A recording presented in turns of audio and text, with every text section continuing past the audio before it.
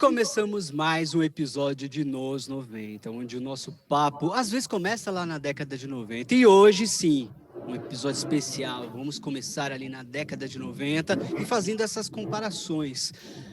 Antes de chamar a convidada, Biru, chame o Lobão. Tô invertendo as ordens. Exatamente. O combinado era eu chamar a Paulinha, que eu ensaiei esse texto. Lobão, já te chama aí, você me chama de volta. Ok, olha aí. Ô, Biru, vamos deixar esse negócio do Daniel aí para lá, porque o Daniel tá muito alucinado com essa convidada magnânima. Não sabe se portar, não tem... Não é igual a gente que é acostumado. Mas, você que já deve ter lido aqui no título desse vídeo, ela é apresentadora do Morning Show, ela é diretora de conteúdo, eu fui ver o LinkedIn dela. Olha, menino, desse tamanho, o LinkedIn dela. Ela tem um canal, As Dicas da Vida, que é a coisa mais linda do mundo. Um podcast, coração peludo, que olha, tá sofrendo. Vai lá. E ela é blogueira raiz. Sabe o que é blogueira? Quem tem blog é ela. Muito obrigado, Paulinha Carvalho, maravilhosa. Ei, gente, deu certo, finalmente, né? Nossa, que negociação, né? Eu tava parecendo tipo uma pessoa de Hollywood que nunca tinha tempo. Mas imagina. enfim, você viu pelo LinkedIn que eu ando Não, dá pra ver, ocupada. olha. Fui imprimir, não deu. Fui imprimir e acabou minha resma. Então, mas agora deu certo. Ainda bem, muito bom estar aqui para falar com vocês, principalmente dessa década de 90, quando eu era jovem, né? Exatamente. Paulinho, obrigado por ter aceito o convite. E vamos começar pela década de 90. Onde estava a Paulinha? O que estava fazendo? O que pensava? O que assistia? E eu quero já fazer assim essa comparação até com os dias de hoje, né? Porque você trabalha ali com entretenimento, mas também comenta ali sobre séries, Tudo, né? atualidades, política e vai embora. Qual que era a sua visão naquela época da década de 90? Como que você se sentia? E a comparação com os dias de hoje, assim? Ai, meu Deus! Tipo psicólogo. Vamos tentar voltar no tempo. Assim, olha, eu comecei a trabalhar na Jovem Pan em 98. Então, no final da década de 90. Quando, gente, os computadores eram MS-DOS. Fundo preto escrito em verde. Não tinha internet, Brasilzão. Não tinha Spotify. Não tinha nada disso, né? Tinha o disco das 7 melhores, né? Ah, eu amava. Era muito mais familiarizada com a Jovem Pan musical. Eu me identificava muito mais com essa parte musical da Jovem Pan. E é um grupo que é da minha família, como vocês sabem. Vocês estavam até me perguntando aqui no bastidor essa história de ser herdeira. Depois a gente fala disso, que é muito...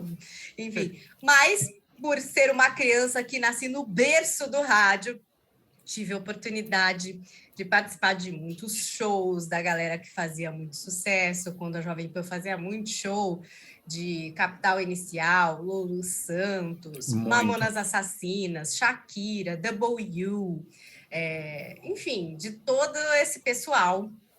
Nos anos 90, gente, eu tenho um problema um pouquinho com, assim, 90 e 2000, mistura de datas, depois vocês vão vendo aí, se eu estiver falando de coisa que é mais para frente. E ambas as décadas foram 10 anos atrás, né? Muita coisa, assim, 90 que e 2000 mistura foi... na minha cabeça. Mas, por exemplo, eu fui uma menina que gostava muito de música pop, então eu ouvia muita música pop na Jovem Pan, mas gostava muito de rock alternativo também.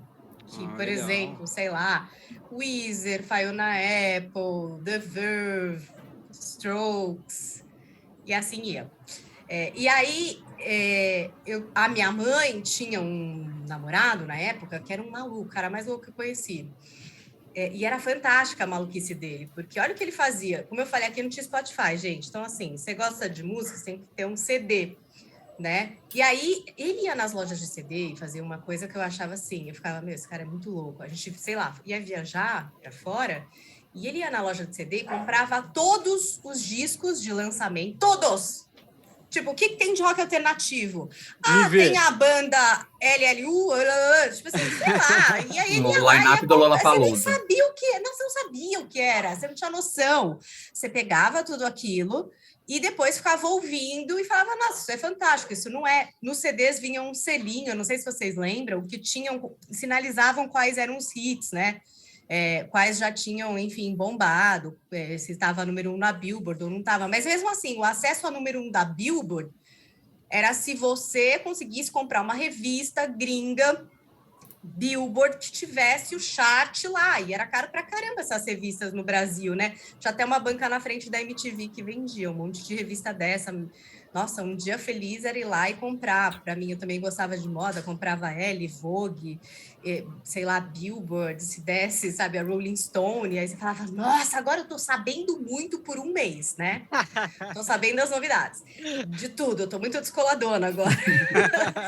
E esse cara fazia isso, ele era muito maluco, ele colecionava esses selinhos que tinham essas histórias da música, era o Laerte, beijo Laerte, pessoa que me educou musicalmente. Eu tenho um cachorro aqui que vai ficar, não sei, deixa eu ver sem qual é o problema. problema. Sem problema. Ela quer comer uma banana, porque assim comeu a ração, agora quer comer uma banana de sobremesa. Meu amor, agora não. Legal, né? Eu fiquei curioso para saber o que ele fez com esses CDs agora. Ele tinha uma coleção. Posso te falar? Olha que louco. Depois de 1000 anos, enfim, ele se separou da minha mãe. Muito tempo mesmo. O meu marido é produtor musical, né? Hoje, que é o Arthur Joly. Então, é um cara que trabalha com música alternativa, muitas bandas, enfim, já trabalhou com Elza Soares e tal. E ele viu isso através das redes sociais, que o Arthur era meu marido. E uma vez ele foi até um evento que o meu marido estava mostrando um sintetizador analógico que ele construiu e levou um HD com mais de sei lá quantas 1000 músicas que ele selecionou de referência junto, uma coisa muito louca, sei lá, 1 terabyte de música. Caraca. E ele deu pra gente, e principalmente pro Arthur, de referência, né? Quem é músico, às vezes quer ouvir ali o som que soa aquela banda, né? A mix, se é boa, se não é, aquele artista, como faz, porque às vezes quando um artista novo vem, um artista que a gente não conhece, ele traz essas referências, né, de outros que ele gostaria. E aí ele trouxe essa biblioteca musical e deu de presente para a gente esse dia. Então, assim, foi uma pessoa que me ajudou muito a, enfim, me educar musicalmente, assim, nesse lugar da música alternativa, do rock alternativo. Então, por exemplo, Fatboy Slim foi ele que me apresentou, Prodigy foi ele que me apresentou, Chemical Brothers, muita coisa. Depois também, tô pensando aqui na Jovem Pan. eu morei um tempo nos Estados Unidos, 6 meses, eu fiz intercâmbio, enfim, para aprender inglês. E por lá também conheci muitas coisas que marcaram, assim, a minha vida nesse campo musical, que sempre foi o meu interesse primário, né? Muito louco, hoje não é, mas quando jovem, sim, era. Então, por exemplo, Beck, eu conheci nessa viagem, aí Maná, porque eu tinha muitos amigos que eram espanhóis, e aí eu sempre gostei, né? Shakira, gente, te amo, já entrevistei. Então, assim... Checklist. Tinha muita coisa legal, que a Nathalie Imbruglia, na época, eu entrevistei também na Jovem Pan. Só que quando eu entrei na Jovem Pan, isso era 98, eu estava já numa onda clubber. Boa! Clubber! Isso é bem conhecida.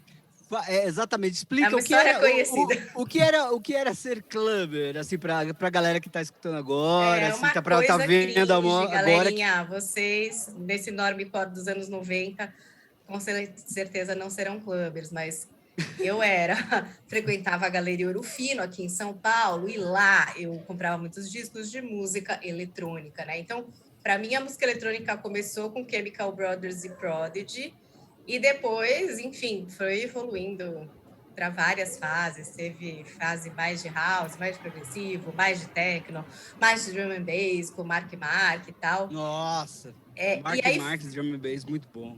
Gente, eu fui assim, na segunda Festa Experience. Nossa! E aí eu era um ETzinho mesmo ali na Jovem Pan, porque eu tinha 17 para 18 anos e eu fui trabalhar no AM, né? Eu fui trabalhar no jornalismo primeiro. Para fazer tradução de notícias internacionais, CNN, porque, como eu falei, não tinha internet. Então, o que acontecia é que você passava o dia ouvindo CNN e você ia traduzindo o que eles estavam falando ali e usando também a agência de notícias, que ficava imprimindo ali aquelas notícias sem parar. Olha que chique isso, gente. E aí você muito analógico, né? Tinha que pegar aquilo, entendeu? Como se fosse um correio e traduzir. E era essa notícia internacional que teria naquele dia, entendeu? Então, era uma coisa meio séria que eu confesso que me dava muita dor de cabeça na época, porque eu com 17 anos, que nem sabia o que era inadimplência, assim, né? Numa ignorância profunda ainda, normal da juventude, eu acho. Até hoje, eu acho que a juventude está bem mais esclarecida em vários pontos, que nem quem era. Não pensava em muitas coisas assim tão profundas, não. Eu acho que eu estava mais ligada em música mesmo. E aí, o que aconteceu é que eu caí lá no jornalismo, tentava fazer isso de uma forma muito assertiva, entendia a relevância e como aquilo tinha que ser correto e como aquilo era importante, e isso trazia uma carga muito grande. Então, eu ficava mal, assim, porque eu pensava que eu ainda não entendia, por exemplo, uma guerra Israel-Palestina, entendeu? Às vezes era o Sim. presidente dos Estados Unidos falando sobre conflitos internacionais, e eu me sentia muito crua, mesmo entendendo inglês, que eu tinha acabado de voltar do intercâmbio, eu não entendia aquele contexto e me dava muita aflição mesmo, assim. E aí, depois de um tempo, eu fui trabalhar no FM. Aí eu fiz de um tudo nessa vida, gente. Pesquisa musical, sorteio de carta, produção de um programa que chamava Power Tracks, que tinham ali as faixas que eram mais legais, enfim, fora do Brasil e às vezes também no Brasil, até que eu e o Ivan Nunes, que é um puta de um amigo meu até hoje, que é um radar musical, que fazia Sete Melhores. Aí, gente, foi isso. Fiquei muito nesse mundo musical até que eu fiz o Na Balada, que eu acho que é um programa muito emblemático, assim, da Jovem Pan, que era um programa realmente não só dedicado à música eletrônica, mas que tinha um aspecto jornalístico bem forte, assim. A gente se espelhava um pouco na Radio One da BBC, que para mim, até hoje, é uma putz de uma rádio, tá pra gente ouvir na internet, é demais.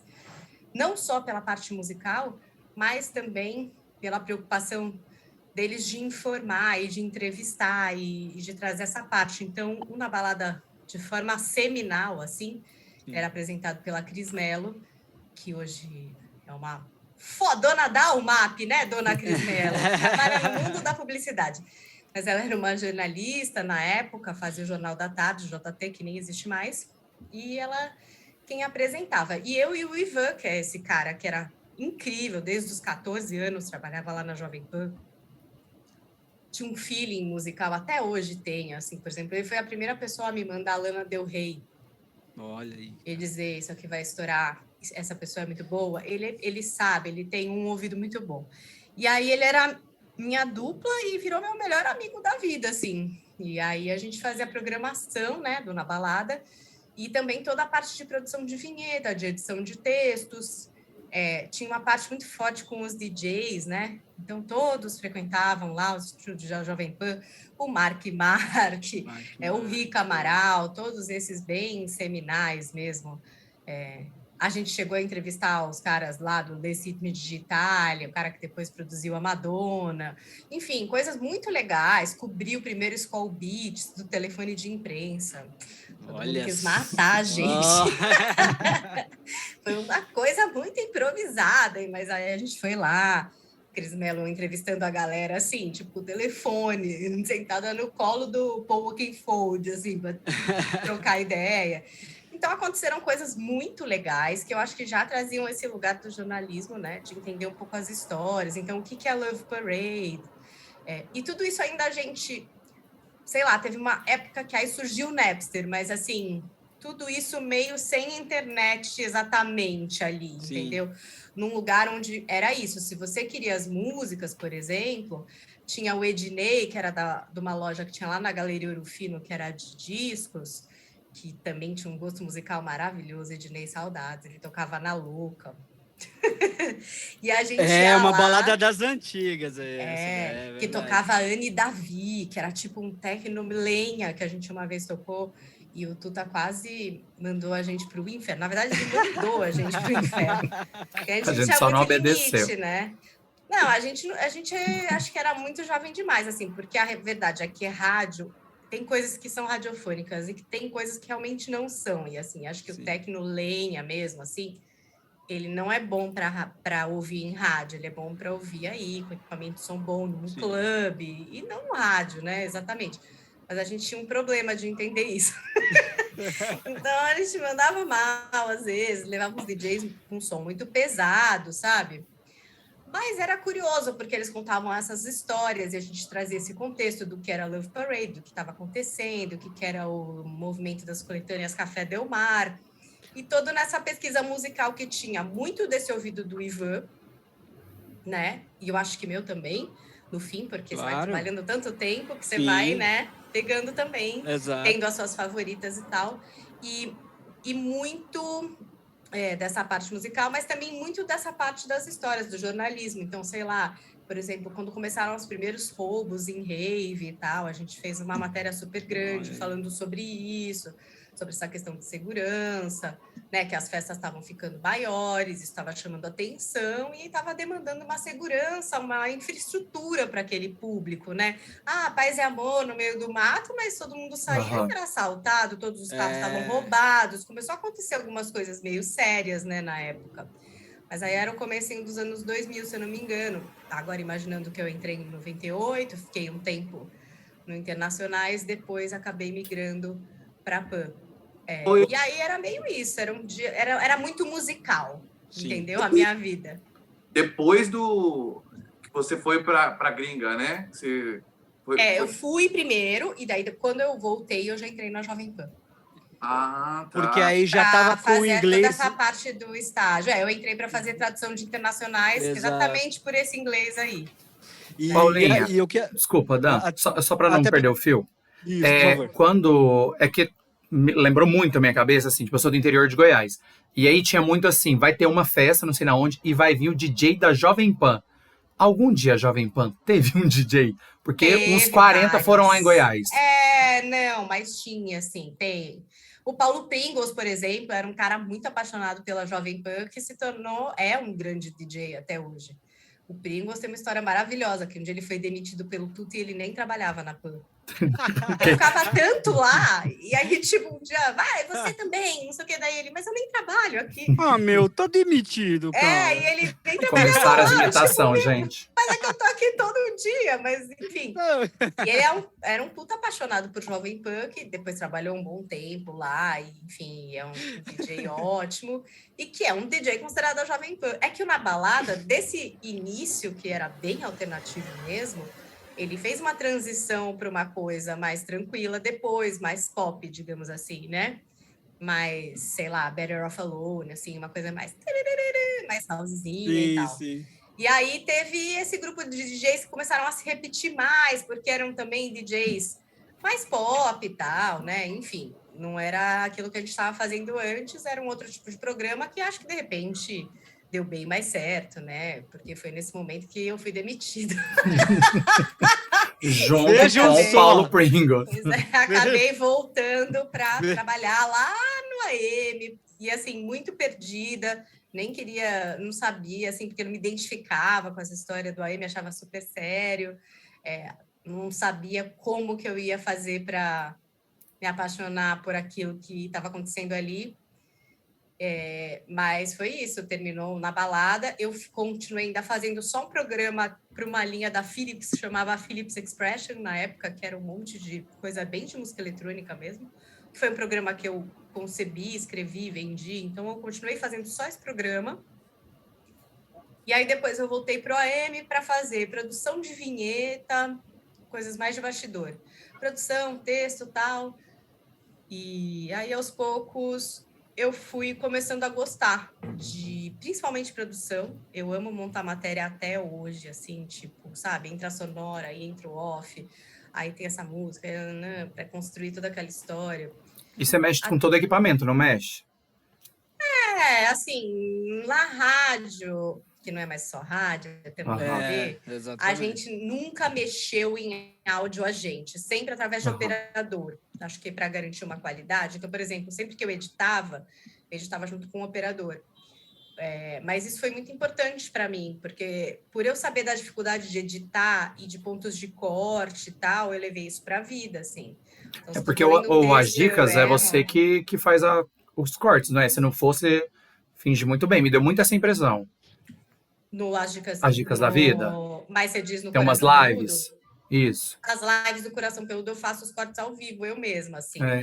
Deu para perceber que você estava... Eu faço sozinha, mas A questão, assim, não é nada editado, aquilo lá é ao vivo valendo. Começou, pau.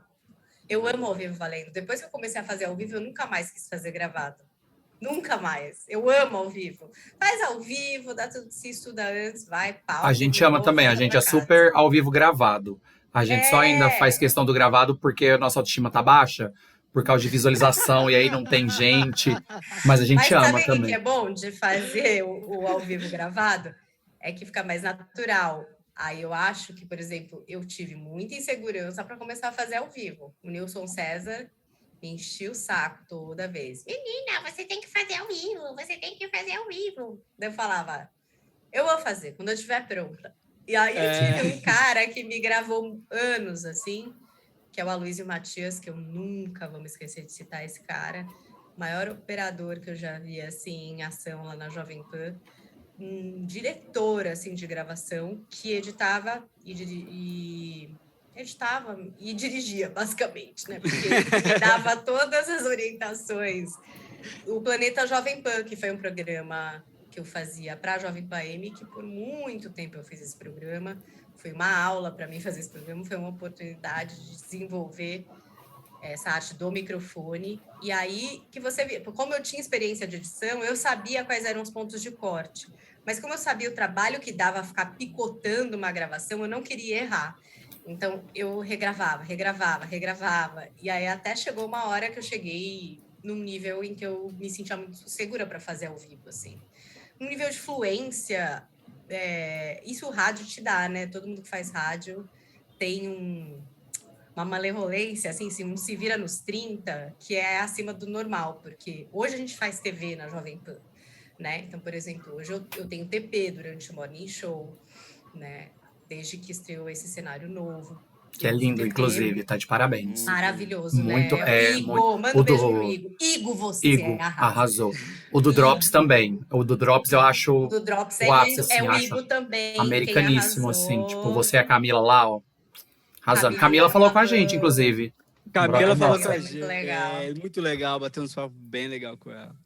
E aí é isso, entendeu? Aí tudo foi sendo uma escolinha para uma coisa seguinte. Eu fiz uma coisa também lá na Jovem Pan, nesse começo de 2000, enfim, não lembro exatamente quando, porque não sou boa de guardar datas, mas que foi o Confronto, que é um programa que trazia muito do arquivo da Jovem Pan. Eu acho que foi nesse momento que eu comecei a fazer o Confronto que eu, de fato, me apaixonei pela história da rádio. E eu comecei a entender a relevância do jornalismo que foi feito lá e das conversas que eles estabeleceram com inúmeras pessoas, desde pessoas que eu já admirava e gostava e que eram no mundo do entretenimento, até outras figuras políticas ou do esporte que eu, enfim, sabia quem eram, mas que nunca tinha, enfim, pesquisado e colocado em perspectiva. E a rádio tem esse acervo, que é um arquivo maravilhoso, é uma coisa surreal, assim mesmo, que tem lá, é de uma riqueza, tá tudo digitalizado.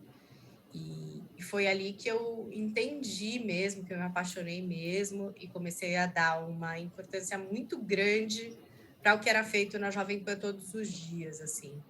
E eu sempre amei isso, produção, até hoje não consigo. Fico lá com o Vini, faço produção de Mari, não chego lá e tipo, só TP, pau, vamos lá. Participo de todo o processo. E, Paulinha, e aí foi com esse gosto que você pegou, que você teve, com essa sua ideia de produzir também, e gostando disso, que aí surgiu realmente o Morning Show? Foi através de uma ideia... Não. Foi assim. Anos depois, assim, né? Foi o pai da Manu Gavassi, não foi? Era com o Zé. Era com o Zé. Zé Luiz, era com o Zé Luiz. Então, eu trabalhava na AM. Depois que eu saí do Na Balada e fui para fazer a AM, eu nunca mais voltei para a FM. Eu me apaixonei muito e eu fiquei lá, e lá eu fiz. E era a transmissão do Oscar, e era cultura, e era teatro, e era cinema, e era só isso. Era só jornalismo cultural. Por que tem essa divisão de AM e FM? Tem uma explicação científica ou... Não, porque antes só existia a AM. A frequência de FM veio depois, né? Tudo licença, enfim.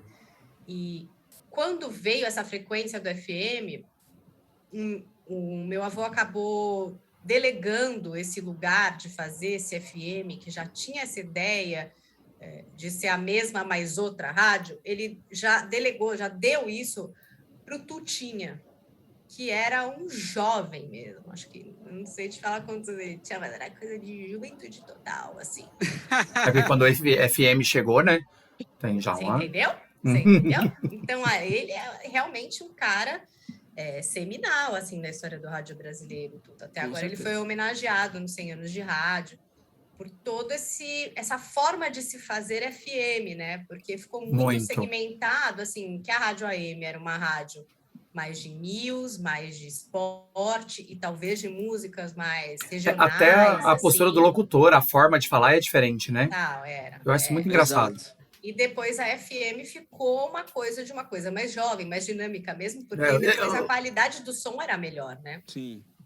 Mais limpo, tinha uma diferença, exato, Aí a gente chegou num ponto onde hoje a AM pega mal, né? Porque as antenas que eram as anteninhas de carro, gente, tipo assim, que eram feitas para captar ondas AM, elas não existem mais, né? Começou a virar aquela antena embutida assim no teto e ninguém mais conseguiu ouvir AM. Exato. E até isso é uma das explicações também, porque muito da programação de AM hoje, ela também é transmitida em FM. Porque o que é de programação e é muito relevante, então é o Jornal da Manhã, o próprio Morning, veio nesse lugar de entender que para contemplar muita gente, de fato, toda essa gente, a gente teria que ter algumas coisas dentro da programação que seriam replicadas nas duas ondas, né? Então, jogos de futebol importantes do final de semana, o Jornal da Manhã, e depois o Morning. O Morning foi um projeto do Tutinha, que, como você trouxe aqui, começou com o Zé Luiz, Dani Taranha também estava nesse começo, e muitas outras pessoas, e que depois foi evoluindo, porque foi o primeiro produto bem híbrido, assim, da Jovem Pan, que atendia AM, FM, rede, que é todo o Brasil, e depois YouTube. O Pânico sempre teve, né, a transmissão em câmera, eles até usavam isso na televisão, mas o Pânico nunca passou no AM, por exemplo, né? Sempre foi um programa mais divertido, jovem, disruptivo, enfim, de FM. O Morning, ele entrou em AM e FM. E eu acho que ele faz esse... Aí eu não me lembro, porque eu não estava no Morning, entendeu? O que eu estava fazendo? Pelo que eu entendi, Jornal o da Morning... Manhã. Pelo que eu entendi, o Morning só virou rede quando você entrou. Pela minha pesquisa. Aí teve esse momento que... O que eles foram fazendo? Adequando o produto para o público do AM não se sentir... Gente, o que é isso, entendeu? Porque nem o horário do Morning era o meu programa. Que era o Jornal da Manhã com Oliveira Andrade, era um jornal de serviço, então a gente conversava, sei lá, desde governador sobre campanha de doação de órgão, aí de repente era Tarcísio Meira, aí depois era, sei lá, sabe assim, era um jornal de serviço mesmo, e era fantástico, mas assim, jornalístico, né? Mas assim, agora vamos falar com tal pessoa sobre segurança digital, agora vamos falar não sei o quê, agora a Ana Cláudia que, sei lá, educa cachorros, sabe assim, serviço sem parar, muitas perguntas, eu amava, que eu sou a rainha de ter perguntas sobre tudo, né? Então achava mara, que eu podia tirar 1000 dúvidas ali, era muito bom, mas era isso, era esse tipo de, entendeu? Era teatro, música, doação de órgãos, se estivesse rolando, uma campanha de vacinação. Uma revista eletrônica, se não é. Mas de serviço. De serviço. Serviço é prestação de serviço ao público. Prestação de serviço. Tudo que o público pode querer um esclarecimento sobre, né? E o Morning, ele ocupava esse horário no FM. Só que nesse momento que acontece essa transição para a equipe, por exemplo, com o Edgar, a Titi Miller, a Diana Rosa, Dani Taranha, enfim, eu acho que, eu não lembro exatamente, porque não estou de olho nesse programa, estou fazendo o meu. Sim. Eles estão lá no FM, eu estou lá no AM. Só que aí eu tive meu segundo filho, e eu saí de licença por 4 meses. E aí é nesse momento que algumas pessoas saem, o Zé Armando Vanucci, que vocês entrevistaram, entra no Morning nesse momento, e aí quando eu volto da licença maternidade, eu entro também junto. Então, eu e o Zé Armando, a gente acabou entrando para um grupo que já estava meio formado, para trazer um pouco dessa parte mais jornalística e cultural, que contemplava, e eram vozes já conhecidas desse público do AM, que era um público muito fiel e que estava um pouco incomodado com a fórmula tão FM desse programa, sabe? Eles estavam um pouco perdidos, tipo, não, jura? Agora, de repente, tudo mudou. Nossa, aí o fica cara muito vai fazer claro uma agora. imitação, de repente, meu Deus, que loucura. E aí, durante muito tempo, ficou se testando, assim, como que esse programa poderia funcionar nas duas pontas, né? Atendendo aos dois públicos. Eu acho que teve também uma coincidência aí temporal nesse interesse geral pela política, que acabou norteando esse caminho, né? Até onde se chegou a uma fórmula que a gente está explorando há bastante tempo, que é da antagonismo de opiniões, assim, sim. de ter Exato. sempre essas duplas, ou trios, ou coisas. O Morning, Debate. o Morning, eu lembro de eu escutar o primeiro programa assim, com o Edgar. O Edgar, ele ali no Morning, desde o primeiro programa até os dias de hoje, ali com o Edgar. A gente é uma cópia bem vagabunda desse Morning. Na cabeça do Daniel, ele é o Edgar. Na cabeça do Daniel, ele é o Edgar. E eu sou você. Eu sou você e o Zé Armando ao mesmo tempo. Não, só Adrilles não. Não é o Adrilles, não. Só não. Adrilles... Não sou. Adrilles, te amo. Torci muito pra você, mas você me irrita um pouco. Eu vou te falar, o Adrilles, independente, enfim, do que você entende aí do seu espectro político e tal, ele tem um bastidor maravilhoso. Eu adoro ele. Eu só que ele me cansa só. Mas faz parte da característica dele. É isso aí, só. A gente fica com saudades e aí quando ele volta, a gente não tem mais saudades. Tipo, 5 minutos, tá bom. Nossa, teve uma época que era assim, ele ficava no Morning, acabava, ia pro Pânico, aí tinha tipo 4, 5 horas de Adrilles.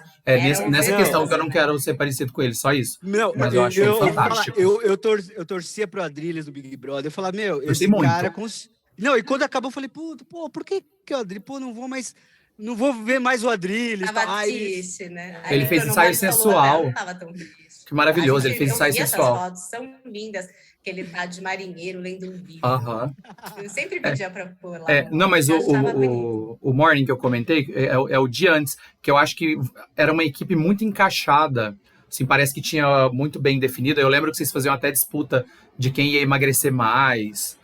Tinha umas coisas assim bem legais. Assim, sempre, acho que uma das características que é importante no Morning, independente de hoje a gente ter essa fórmula de divergências e tal, e de brigas mais acirradas, é que a equipe tenha uma sinergia. É que antes, eu acho que a vibe era mais entretenimento, show, até por uma característica do próprio Edgar, né? Edgar é um cara que tem essa relação com a música, que tem, enfim, todo esse background, esse feedback, esse interesse. Então, ele criava conversas muito interessantes, assim, e a gente tinha muito mais convidados e tal, né? Porque a fórmula original, ela era mais de show, né? Do que de embate ou de debate.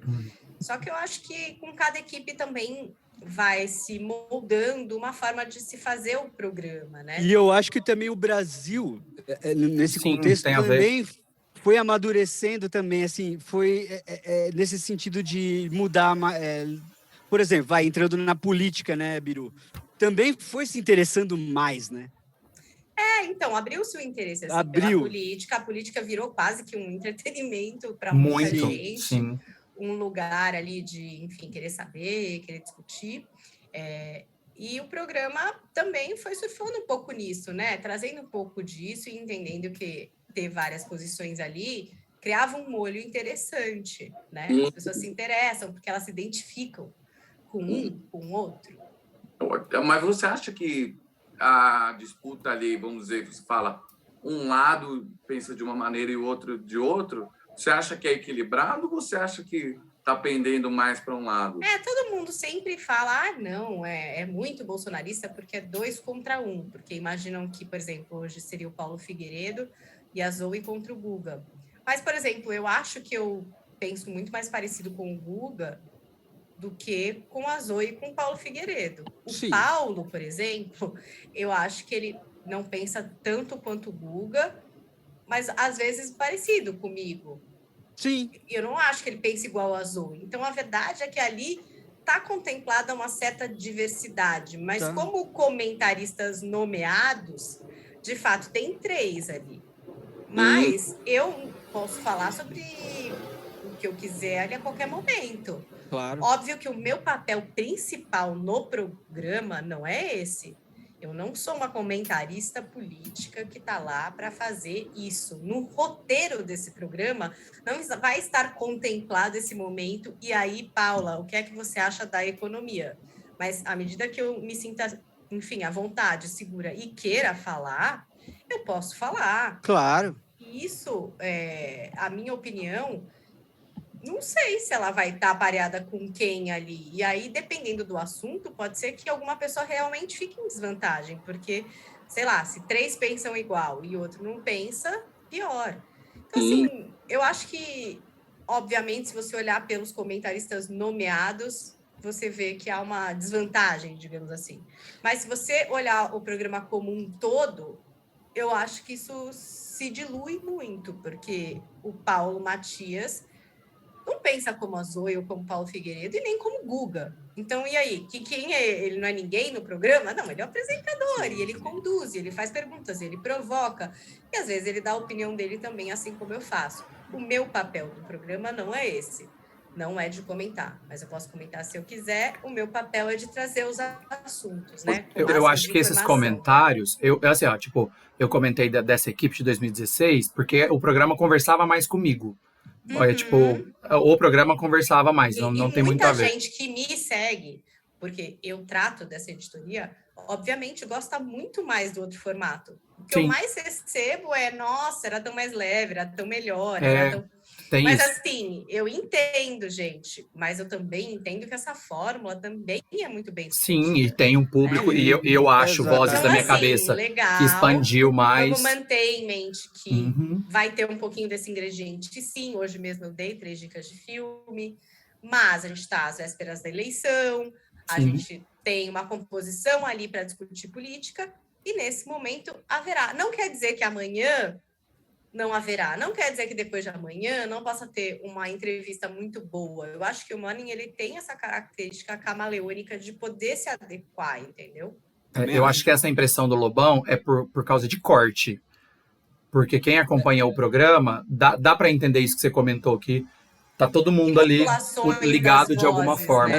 Exato, exato. E os cortes que viralizam também. Sim, eu acho exatamente. que isso é uma coisa também interessante, assim, cortes que viralizam, porque tem outros cortes que não viralizam e que às vezes são apenas a oposição oposta ao outro corte que não viralizou, e aí a pessoa fala, é isso que falaram na Jovem Pan.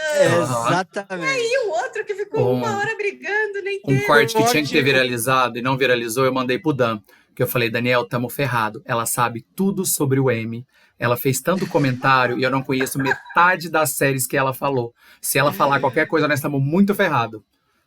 Não, ainda bem que você não falou até agora, mas anotei o White Lotus para eu assistir. É uma coisa depois dos anos 90. Eu estava muito focada nos anos 90, que era musical. Depois eu fiz uma transição para um outro espectro aí cultural, que eu gosto muito. Teve um momento muito de moda e tecnologia, né? E depois eu migrei completamente e segmentei, que isso eu entendi também. Quando você sabe de tudo, você não sabe de nada, sabe?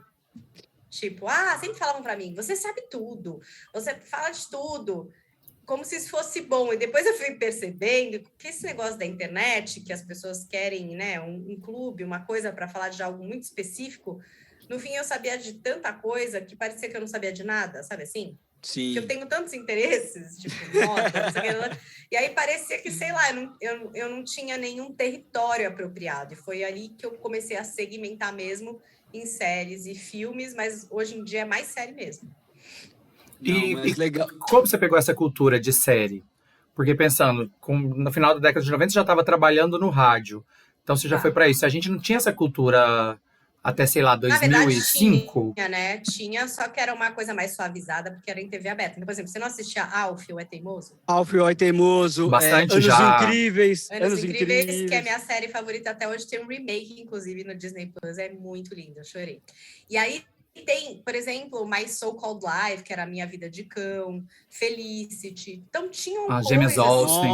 Buffy, A Caça a Vampiros. Friends. Então, Friends, Beverly Hills 90210, Melrose Place. Então, já tinha ali um lance Tinha uma de série culturinha, né? acontecendo. Alguma Acho que a coisa. primeira série que eu acompanhei muito, foram 2 anos incríveis em Minha Vida de Cão, que é com a Claire Danes, inclusive, ela se apaixona pelo Jordan Catalano, que é o Jared Leto, que é igualzinho até hoje, ele deve beber sangue, esse homem, com certeza, ele é vampiro. Muito Que gato, nem parabéns. a Avril Lavigne. Os Qual caras, que é? meu... Qual que é essa série? Minha Vida de Cão?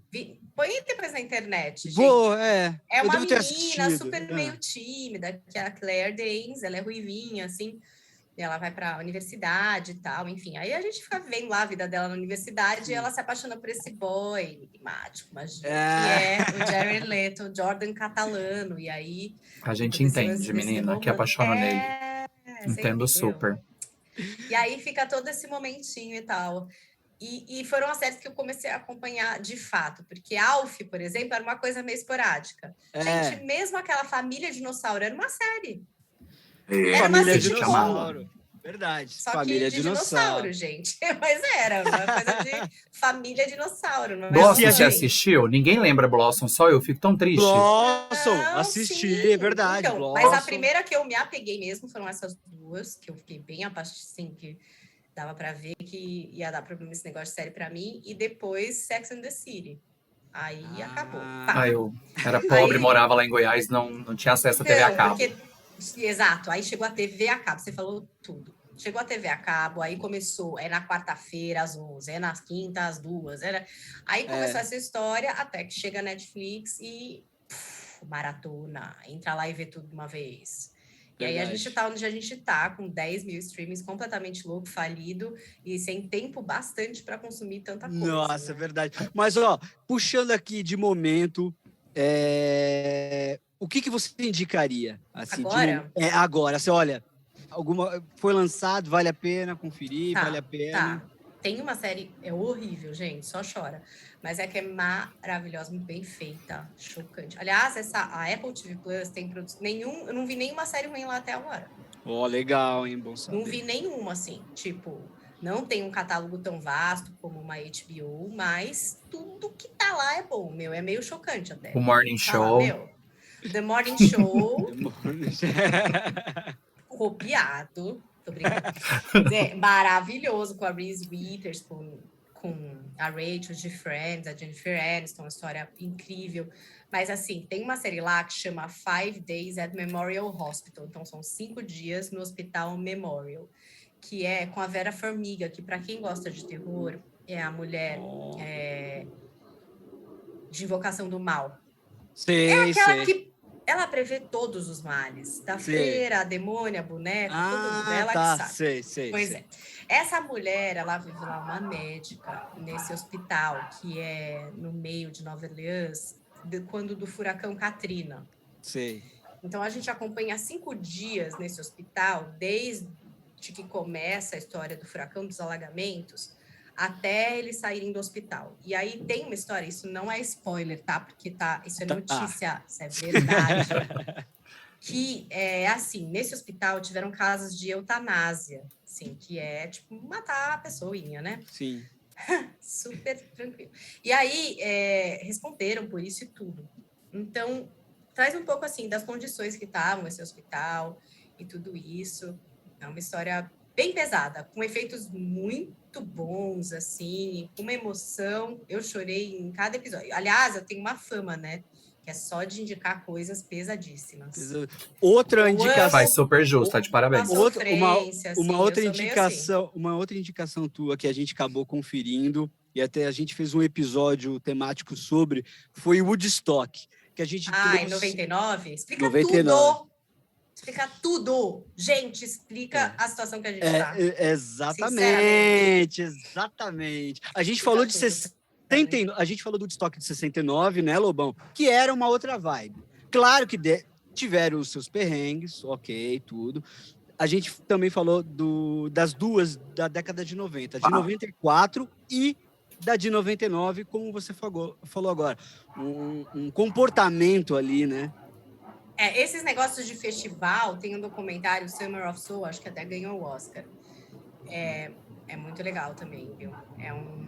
umas fitas, cara, que eles acharam guardadas de um festival que aconteceu em Nova York, não lembro se era no Bronx, no Queens, no Brooklyn, sei lá. Mas, assim, um festival gigante com, artistas foda, público maravilhoso, assim, toda a história daquele negócio. É muito legal, né, documentário de festival. Agora, Eu esse adoro. daí, cara, é o tipo de... É série de golpe que eu chamo, eu amo. Que é coisa que dá errado, assim, sabe? Tudo... Tipo aquele Fire Festival, vocês já viram também? Já. É complementar, assim. Tipo, pode assistir também esse, que também deu problema, assim. E Séries de você falou golpe. do Festival do Brooklyn? Summer of Soul. Que ano que é? Ai, sou péssima de data, gente. Data e nome. Todo mundo fala, imagina, Está na você fala descrição, tanto nome. a gente jura. Depois procura aí. Tá aqui. Acho que ganhou o Oscar, inclusive, estava na Globoplay. Agora eu não sei se ainda tá, mas acho que vale a pena vocês procurarem. Eu já ia meter uma Globoplay aqui. Legal. Série nacional, você assiste? Assisto, série nacional. Inclusive, vou falar de uma que pouca gente fala. Dom, na Amazon Prime. Olha, verdade. Eu realmente não. Dessa série. Eu sei sim, é com alguém... Procurem. O Montaleone? Alguém ali. Cachinhos.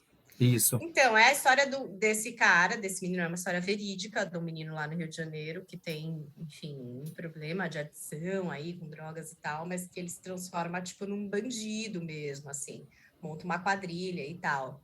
E ele é loirinho, do olho verde, sabe, assim? E, então, eles fazem um jeito de roubar que é bem agora todo mundo já imitou, assim, que é por eles não terem... Né, essa concepção do bandido estereotipado, eles conseguem entrar em prédios de luxo, condomínios e tal, mas assim, tem um lance bem sério ali de droga e da luta da família também para tentar mover ele disso, assim. É uma história bem foda, até a minha fono que fez a preparação de elenco deles, então estava acompanhando há bastante tempo, assim, o trabalho que ela estava fazendo. E é uma série excelente. Dom na Amazon Prime, nacional. Pô, legal. Olha, uma boa dica. A gente conversou também com a Tatiana Issa. Sim, que fez um documentário agora. Da Daniela Pé. Excelente documentário. O que você achou? Eu adorei. Inclusive, eu estava um pouco, assim, crítica em relação àquela afirmação, né, de não ouvir o desgraçado lá, não gosto nem mais de falar o nome dele. A gente também. O podcast Não Inviabilize? Já ouvi falar, mas não. Gente, mas já fica a dica para vocês, eu sou muito não inviabilizer, vocês ouçam esse podcast, e quando a Deia conta as histórias e a pessoa é muito maldita, ela não dá nome. A gente também não comenta. Eu não não citei o nome dele, nós fizemos 2 episódios.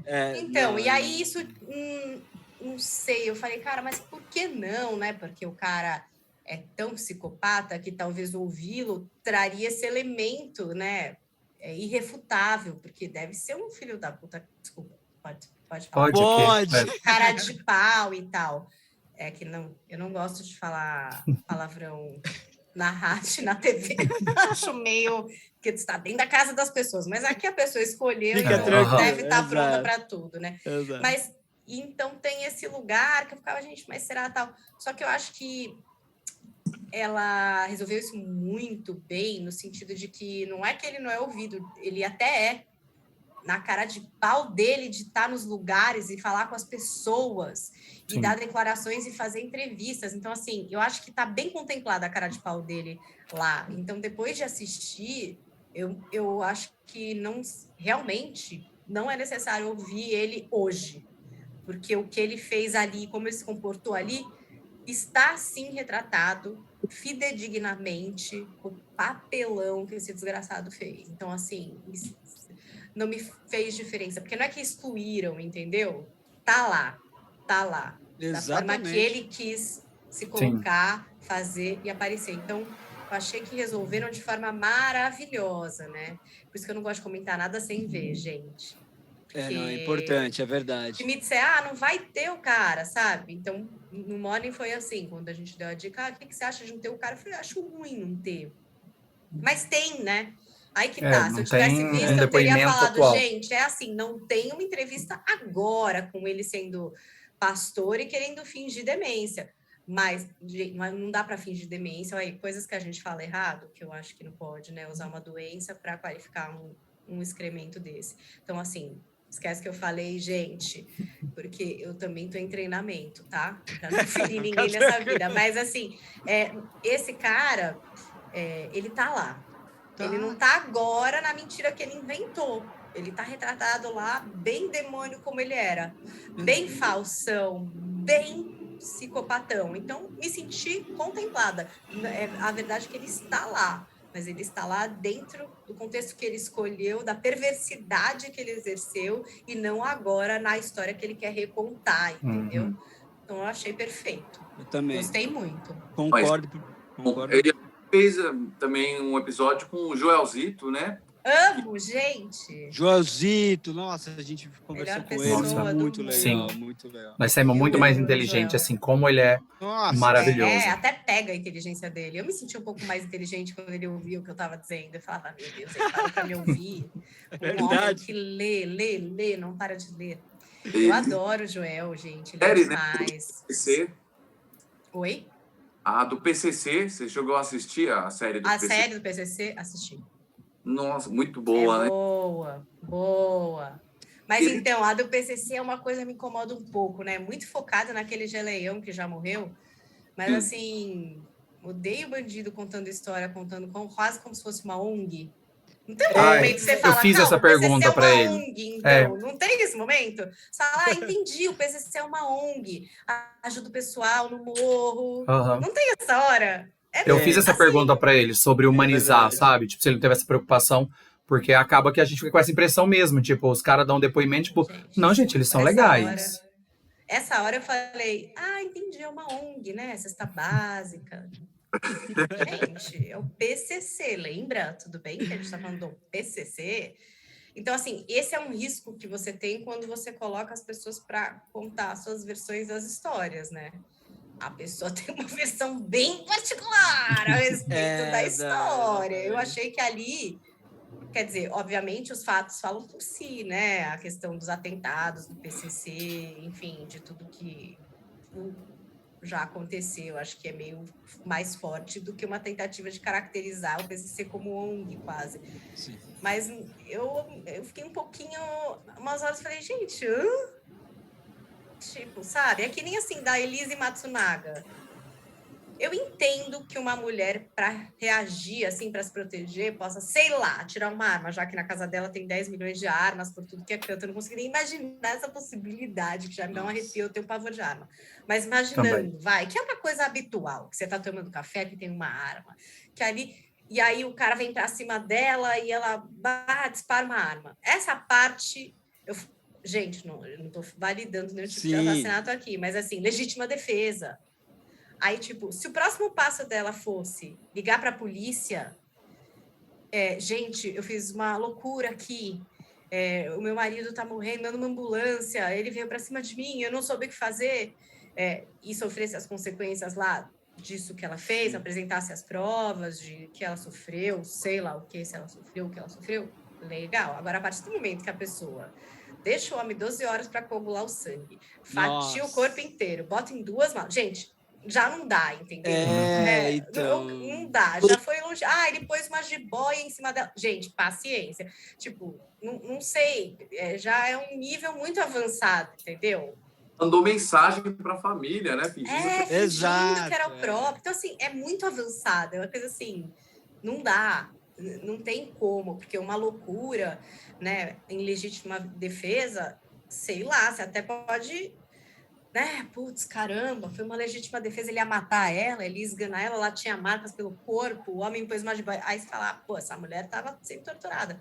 Agora, depois de tudo que aconteceu, aí, cara, já, tipo assim, no Morning teve um pouco essa discussão, né? É romancear. Eu falei, gente, como que você romanceia? Não tem como. Não tem como. O fato... Ele é muito preponderante sobre a história, assim, ela... picou um cara e pôs numa mala. Eu assisti o documentário e, para mim, essa impressão não mudou. Não tem... Eu não achei que ela é mais legal, porque, sei lá... Tipo, eu não deu licença poética para ela, né? Eu achei que ela é perigosa, gente. Eu achei que eu tenho sei lá, eu não achei que ela é legal. Não acho que você vê o documentário, não dá para você falar, Não, nossa, não. agora eu achei que a Elise, viu, grande mulher, porque... Não, achei que assim, óbvio, deve ter inúmeros problemas, esse relacionamento é tóxico, é horrível, esse cara devia ser um maluco agora. Um casal bizarro, né? Nossa. Mas assim, fatiar, botar na malinha, jogar, Nossa. é ir longe demais, entendeu? Quem faz isso, gente? Não, não dá, não dá. Assim, Não é sempre faz um que tem, negócio né? desse. Não é sempre que tem. Não. Assim, não dá. Se alguém te contar isso, porque você não tem nem o que responder. Fala, e agora? Não sei, vamos presa, né, amor? O que vai fazer? Maluca, não sei. Gente, coisa não dá para aceitar. Não tem como suavizar, entendeu? E eu Não. achei que nesse PCC também, a hora que falava esse geleia, eu ficava, gente, sei, entendi. PCC, a gente tá ouvindo? Exatamente. Mas E aí. pode ir, Dan. Não, pode. Não, é que eu ia comentar que tem muito disso de interpretação de mensagem, e isso é um problema muito sério. Às vezes, tipo, a gente entendeu o que fez a mulher atirar, ponto, parágrafo. Aí as pessoas já usam todo o discurso, a mesma coisa do PCC. E a gente tem que fazer esse exercício também para não cair no discurso, né? Porque falar, todo mundo fala, né? Mas isso que Né? eu Tipo, acho também, quando eu falo, tipo, documentário. Documentário é um recorte, gente. Como tudo. Vai ver mais coisa. Um documentário não conta toda uma história. Conta um recorte daquele diretor sobre aquela história. O que aconteceu de fato, talvez você até nem consiga descobrir, dependendo, né, dos acessos que você tem nessa vida. Mas, assim, procure saber mais. Não acho que porque você viu ali o Geleia falando que é basicamente uma ONG, não se apegue. Tipo, vai vendo outras coisas, sim, é entendeu? muito Para isso. você ver bem. Porque pode até ser que ajudasse algumas pessoas, mas a que Mas, custo, entendeu? Nem é papel, nem é... O crime organizado não teria que estar ajudando ninguém. O crime exatamente. organizado só ocupa um lugar do Estado para, na verdade, usar essas pessoas inocentes como escudo.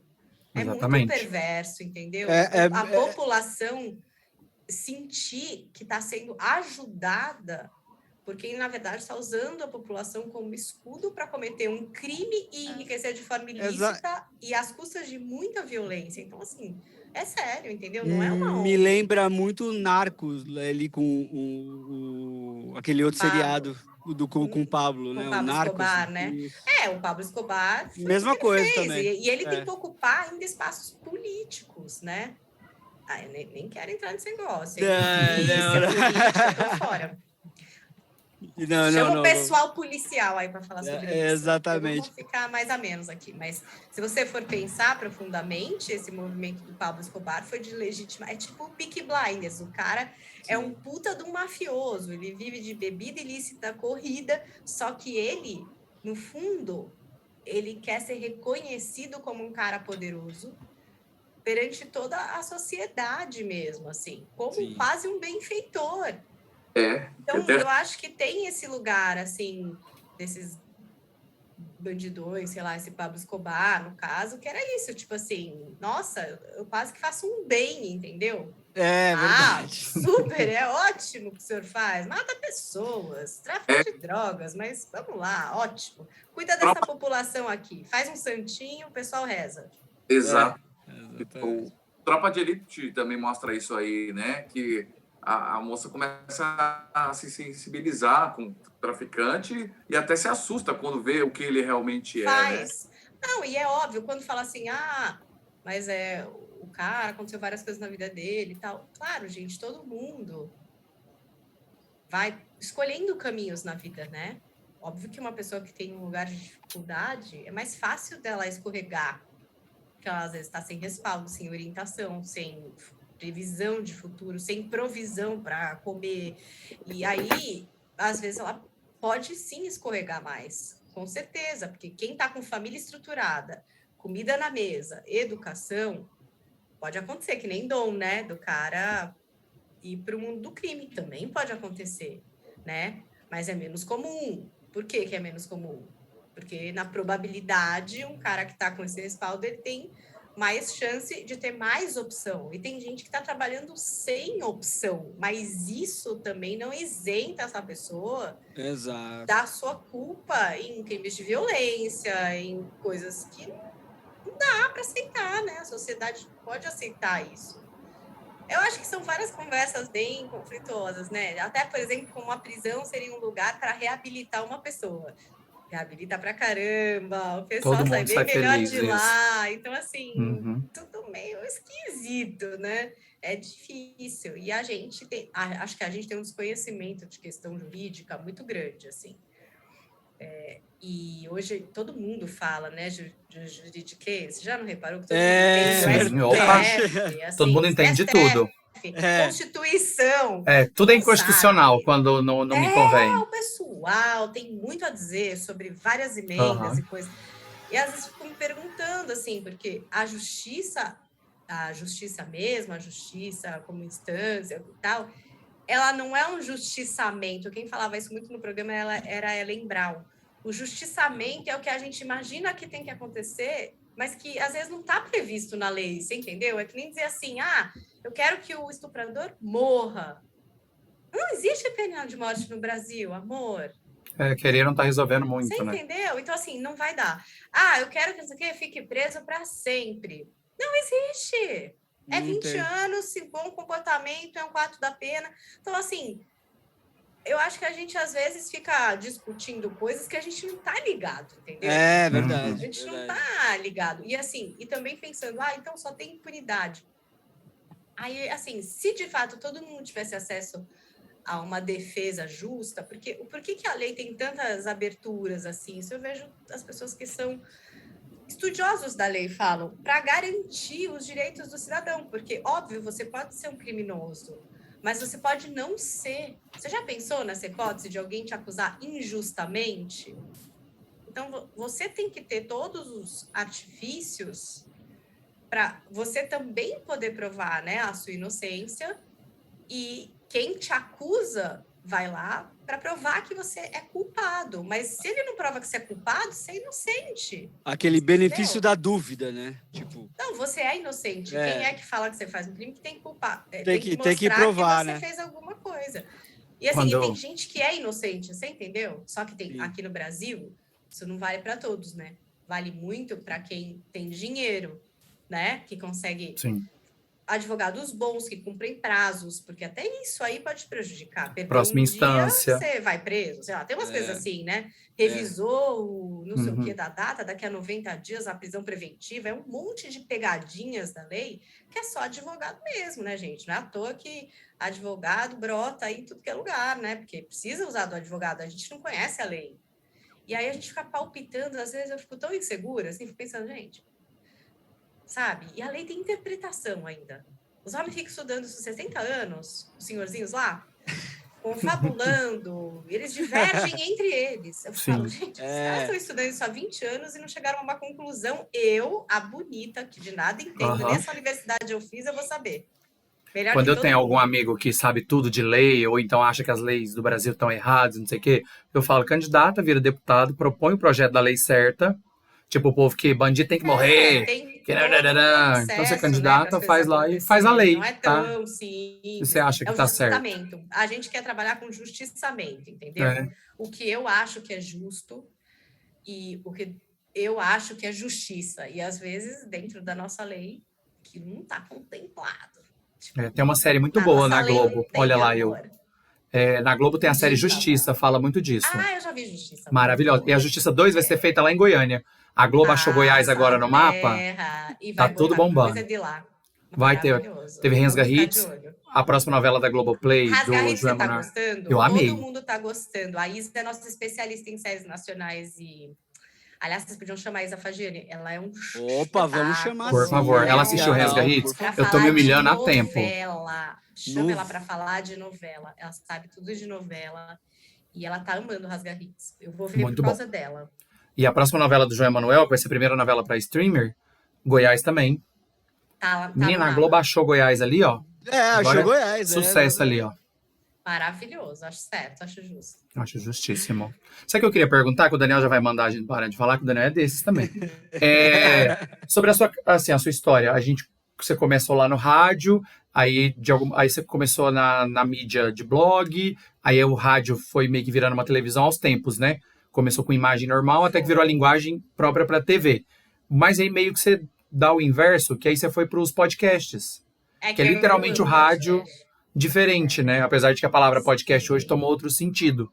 Porque tem vídeo, virou videocast. Mas tipo isso. E você tem vê diferença nas variamente. linguagens e de alguma forma Tudo assim? tem diferença.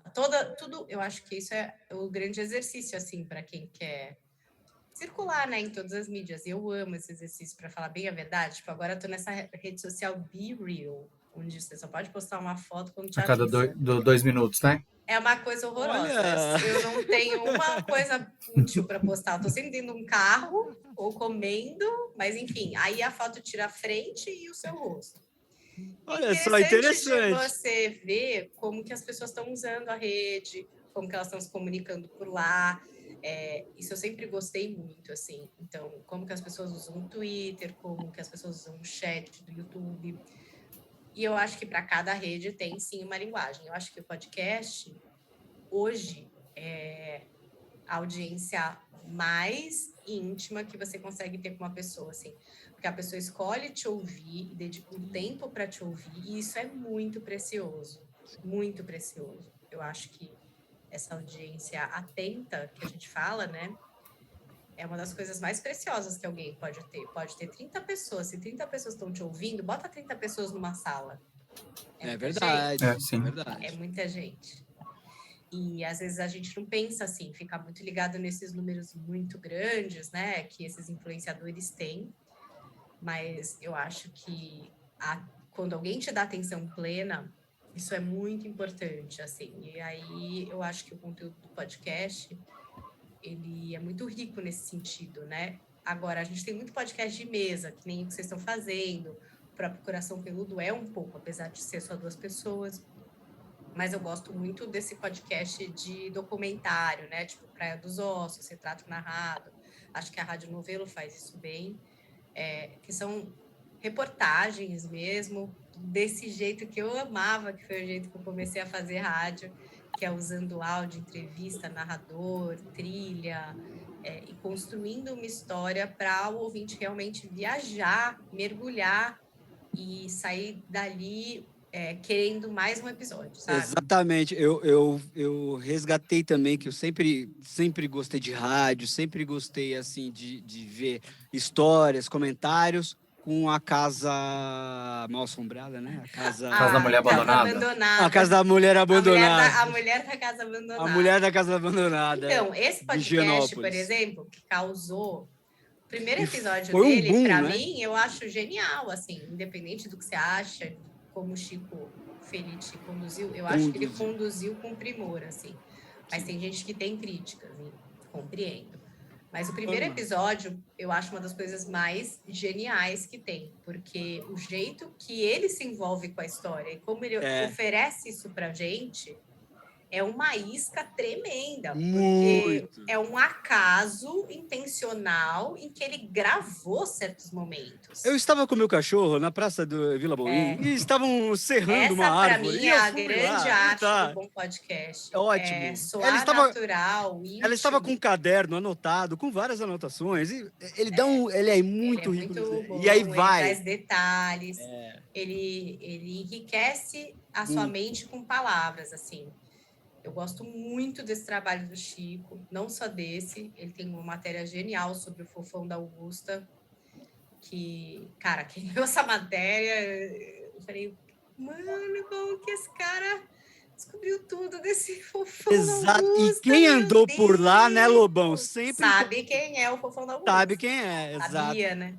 Sabia exatamente. Uma história triste até, né? História super triste. E aí, tendo esse background... você fica muito assim, meu, esse cara é um puta observador da cidade, das pessoas. Mesmo. Porque é do mesmo jeito que a Mulher da Casa Abandonada. E ele achava que ele ia encontrar na Mulher da Casa Abandonada uma história muito parecida com o Fofão da Augusta. Que é uma história de uma segregação, de um abandono.